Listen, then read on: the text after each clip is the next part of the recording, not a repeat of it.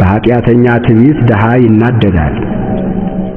ባሰቡት ተንኰላቸው ተጠመዱ።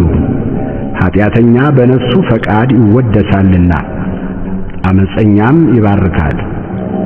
ኃጢአተኛ እግዚአብሔርን አበሳጨው፣ እንደ ቁጣውም ብዛት አይመራመረውም።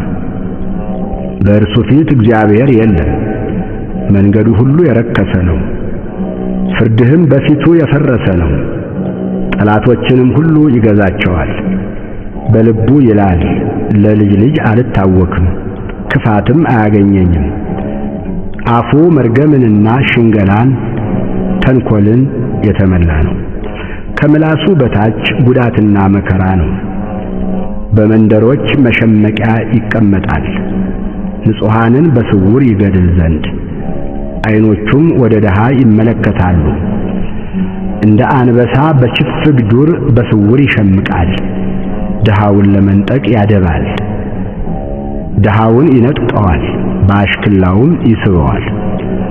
ድሃ ይዋረዳል፣ ይጐብጣል፣ በኃያላኑም እጅ ይወድቃል። በልቡም ይላል፣ እግዚአብሔር ረስቶኛል፣ ፈጽሞም እንዳያይ ፊቱን ሰወረ። አቤቱ አምላክ ሆይ ተነስ፣ እጅህም ከፍ ከፍ ትበል፣ ድሆችን አትርሳ። ኃጢአተኛ ስለምን እግዚአብሔርን አስቈጣው? በልቡ አይመራመረኝም ይላልና።